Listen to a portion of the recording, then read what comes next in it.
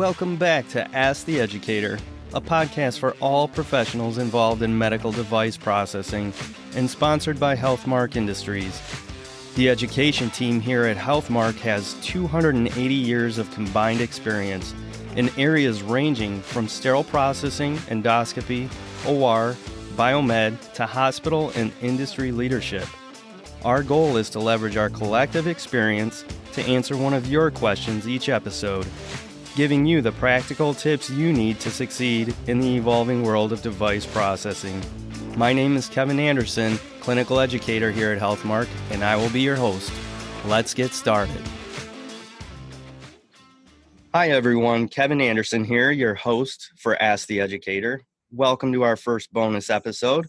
Today, I have the pleasure of being joined by Michelle Hoste. Michelle is currently an SPD Manager, but started her career in the military as an OR technician. Her service in the Army included a tour in Saudi Arabia for Operations Desert Shield and Desert Storm. She began in SPD 10 years ago and has really found her niche. Michelle, thank you for your service, and thank you for joining me today on the show, and welcome. Well, thank you for having me. Michelle, so Stephen and I, we did our first episode, and we were talking about transportation of contaminated items and how today's situation is a little bit unique.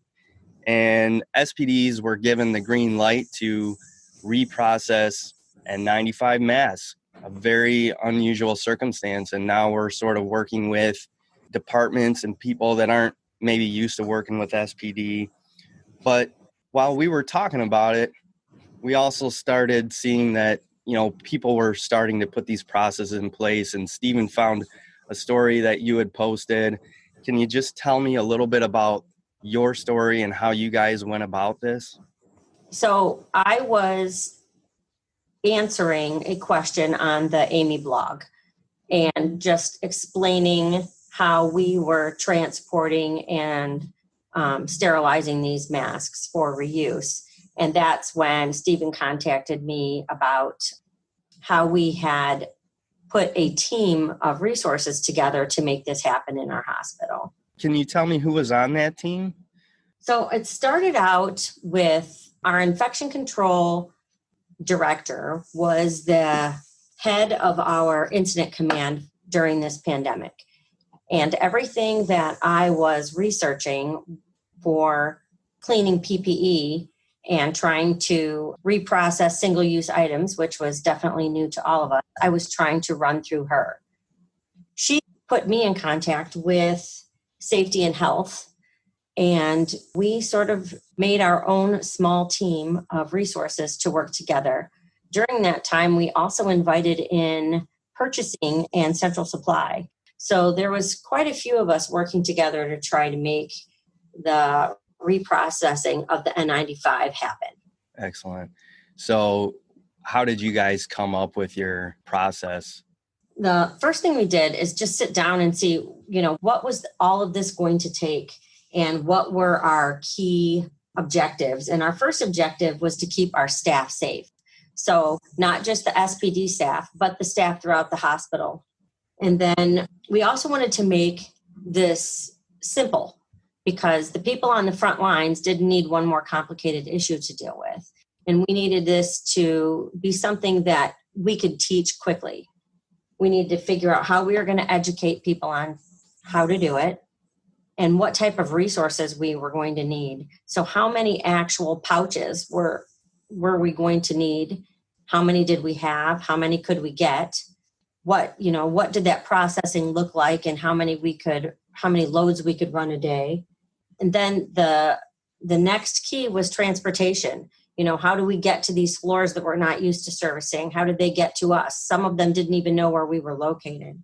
But there were a couple things that we had to, a couple hoops we had to jump through. Yeah, as with any new process, I'm sure there's plenty of hoops and plenty of challenges along the way. So how did you guys start to really unfold this new process and get everybody's engagement on it? Well, I think the first thing we had to do was see how many pouches we had. Our purchasing person in our group got a hold of our vendor to see, how many were available, how many we could get. to find out that vendor was allocating. So if we would have looked just on the site, they would have been at zero. So it was a good thing that they reached out verbally and spoke to them so that we could get on that list to be allocated for. And I actually put a smaller team together of just my SPD staff to say, how many do we actually have in-house? And these are the different sizes that the IFU suggested that we use for the mask. At that point, my staff came up with the idea of cutting down some of these pouches and making the different sizes that we had the actual size that they would need. The biggest thing is that we needed them to be self-sealed pouches. For our plan to work, we wanted them to be able to put their own mask in the bag and self-seal it. Therefore, that was our plan. So why did you want it to be like that? What was the main rationale for that? The main rationale for that is that we wanted the frontline staff to be able to get their own mask back. That was important to them. And the next part was that we did not want our SPD staff to have to handle the actual masks. So the sooner that they could be put in a self-sealed pouch at point of use, the safer it was for everyone. Whether that meant just in the area they were in, taking it through the hospital, and then again, getting them ready to process in SPD. Excellent. Yeah. So how do you think that was received by the end users? We have such a challenge, with point of use, anything, in the SPD realm. How did they handle that? Well, infection control put out education right away. So we sat down, figured out what the procedure would look like on how they would doff their mask safely and put it in the pouch and seal it up. And then that was just sort of sent out in our computer test bank. And it was required for everyone in the hospital, whether they were using it or not, to go through that. Because at some point, they could be using them. We did not know at the time what this pandemic was going to, what it was going to bring and what it was going to look like. So everyone in the hospital was required to watch this video on how to doff a mask and put it into the pouch. And it was pretty simple at that point. We also met with all of the leaders on the floors and told them that we would distribute pouches right to their floors. So my team took the pouches. We put a sterilization label on the front that said name and unit. So therefore, we didn't have to read through the pouch where it went or who it went to. We would just have to look on the outside of the pouch to what unit and what their name was. And then we put the indicators right in the pouches and then distributed them, throughout the hospital. Wow. So it was basically ready to go by the time it came down to your department then, right? Right, correct. So by the time we receive it in decontam, they're already closed. And they're sealed. We didn't have to handle anyone's mask.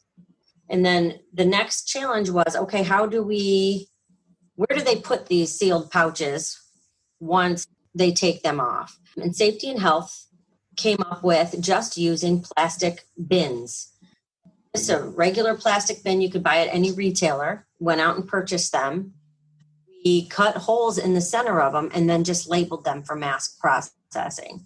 So that at the end of the shift, the frontline staff would doff their masks, seal them into their pouches, and then drop them into the hole on the top of the plastic bin. At that point, that's where Central Supply came in, because in my hospital, Central Supply does all the rounding on all the floors to bring equipment to SPD or anything that needs to be processed. So then Central Supply would go pick up the tubs and bring them back down to decontam where we would start processing. Wow, excellent. So that's a pretty great system, I think, for the end users. I hope you got a lot of compliance out of that. So when you guys brought those things down to your department, how do you handle these now that you're trying to go from the floors and then into what I am guessing is your clean space where you sterilize items, right? Yes, so that was also a challenge. Safety and Health, Infection Prevention, and my group of SPD staff that I put together, came up with a plan on how we would do that. We actually even discussed bringing our hydrogen peroxide sterilizer into decontam because we were blessed to have 2 of them, but we chose not to do that. But it definitely was a thought. You're trying to think outside of the box because this is definitely not something we were used to doing.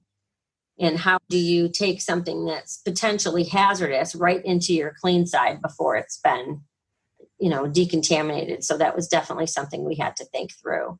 Yeah, so that's a great point. So did you guys have anything very specific that you were doing since you didn't end up moving it to the decontam side with those items in particular?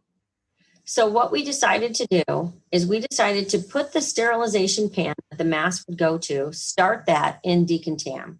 So in decontam with full PPE on, they would assemble the pouches like it suggested in the IFU right in the sterilization pan. They would even take, we have the sterilization tape over there and actually put the piece of tape over the top to stop them from blowing around and get everything ready in decontam, which was definitely strange. And then at that point, they would let our prep and pack staff know, hey, we're getting ready for masks. At that point, the prep and pack staff would now don full PPE, which is definitely weird to wear PPE in the clean side. We are blessed to have our hydrogen peroxide sterilizer directly next to our window. So how that worked was after the prep and pack person would don their PPE, they would receive the sterilization tray from the decontam window, just past hand to hand, and then directly right into our unit. And so once that happens, they would, with a disinfectant wipe down any area that maybe they even went over the top of, off their PPE and put it directly into a trash and seal it right there by the window. So luckily, because of how we're set up, it went, it was all kept in like a small 2-foot space. At that point, after doffing, they would wash their hands and then start the sterilizing load. We actually didn't put the load into our instrument tracking system until it came out of the sterilizer. Therefore, we did not have to do any handling on the clean side of potentially contaminated items. Sounds like you guys really put a lot of thought into that whole process. Even though it was sort of simple for the end users, you guys really thought out all those steps ahead of time so that you were careful not to cross-contaminate and, put anybody at risk. So I think that, you guys did a fantastic job. But how many masks do you think you guys reprocessed during this time? Started doing about 250 a day. We're down to now doing about 118 a day because we're still processing. And then we're now keeping track of weekly. So last week in a 7-day span, we did 819. Wow. So are these going right back out to the people who were using them and they're rotating maybe 1 or 2 different masks for the same people? Or is it they're constantly relying on your supply to be ready for their next shift? How does that work exactly? So usually we have them ready for their next shift, but sometimes it works out that they have, 2 or 3 of them in rotation. We really haven't had any issues with not having them ready. Because the cycle only takes 24 minutes, it's a pretty quick cycle. But now it's getting that into the process of now we're processing instruments again. We're starting to ramp up our surgery schedule. So we're doing, 30 or 40 cases a day in surgery again. Where at the time when we first started mask processing, we were doing maybe 10. Now getting all of that worked out is sort of a challenge. Our plan is to process masks before we start getting cases down now at the beginning of the morning. And our goal is to have them all through our sterilization process by 9:30 in the morning. And then we don't attempt mask processing again until after most of the cases are down. Therefore, we don't have to worry about that cross-contamination in the window. So that was another struggle. Once you start processing cases and you have hand washables maybe sitting in the window. How does that look? You don't want to have that cross contamination. So it's a little bit difficult to work through.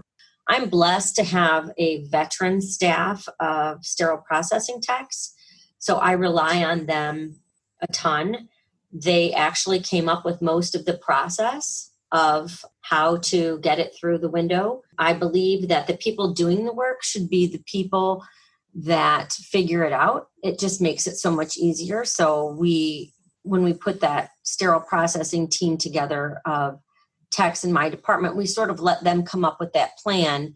And then safety and health, infection control, and myself just sort of supervised that to just say, maybe we could perfect this, maybe we could perfect that. But really, they came up with it. So I'm sort of blessed to have a staff that, cares about what they do and has been doing it for a long time. Yeah, Michelle, you hit on a couple things that are so important. One is that the process is dynamic. You got to be flexible. Things change over time. Like you said about the surgery schedule ramping up. Now you got to deal with all these instruments coming down. Then you talked about how the staff were really the ones that were engaged in solving the process issues and seeing it through. And you're there sort of as the support and to get them what they need. I mean, that's just fantastic. And I love the collaboration with infection control to help get their blessing and their oversight over the process to get another set of eyes on it. I mean, this is just fantastic. And I think that, you've given your staff a lot of credit, and I think that's amazing. But clearly they are lucky to have you, Michelle. And I'm glad that you're there and that your staff is engaged and that you guys are out there in the real world dealing with these problems. That gives me loads of confidence that, hey, there's SPDs out there doing great work. They're helping their surgical departments. They're helping their frontliners against COVID-19. Out of curiosity, I do have just one sort of question that for myself as a former end user of an N95 that is sort of lingering in my mind. I don't know if you know the answer to this, but in terms of fit testing, is there anything that you guys changed in your process with the fit testing at all? During the start of the pandemic, we did have fit testing stations set up throughout the house at different times for frontline staff or staff that would need an N95. They had fit testing, different sites they could go to and get fit tested. So they did ramp it up where they were doing more frequent and more readily available fit testing for all the different end users.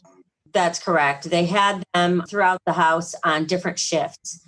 So depending on what shift you worked, there was usually 2 in the morning, 1 in the afternoon, and 2 in the evening, so that they could get all of the, the different shifts that work throughout the house. All right. Excellent. Well, I think that pretty much wraps up our first bonus episode with our guest, Michelle Hoste. I just want to thank you so much for joining me again, Michelle, and thank you for all you do. And again, thank you to all of our listeners. Well, it was a pleasure. I hope that our story can help others. You can't do anything on your own. You really need a team behind you to make it all happen. That's really the end of my story. Yes, and I want to thank you again, actually, for sharing that on the Amy blog, because it's so important to get involved in the networks that exist, whether it's an Amy or ISHM or SGNA, AORN. It's very important to get involved and share information and help each other out as an industry. And so thank you for doing that as well. You're welcome. And another thing is that those blogs sometimes are your lifeline, because in SPD, sometimes you feel like you're an island out by yourself. And if you're in a big or a small institution, I've had the pleasure of working in both, but there's not a lot of other people that understand your job and what you have to do. So those places are a lifeline. They really make you feel like you're not, all by yourself. That wraps up our interview with SPD Manager Michelle Hoste. What a great interview with just one of the many managers out there trying to work through this unusual time of crisis. I'll just share real quick what I will take away from this interview. Number 1, trust your team. They can help find solutions because they are working the front line every day. Number 2, collaborate with infection prevention, or any others as needed when trying to solve complex issues. Number 3, get involved with your network and leverage the experience of others throughout the industry. And lastly, if you are a leader, support your team and give them the credit for the team's success. I want to thank you all for listening to this first bonus episode. Please remember to subscribe to our podcast. You can find us on Apple Podcasts, Google Podcasts, Stitcher, iHeartRadio, and many more. All opinions expressed on this show are those of the presenters. Before using any medical device, it is important to review the device manufacturer's instructions for use.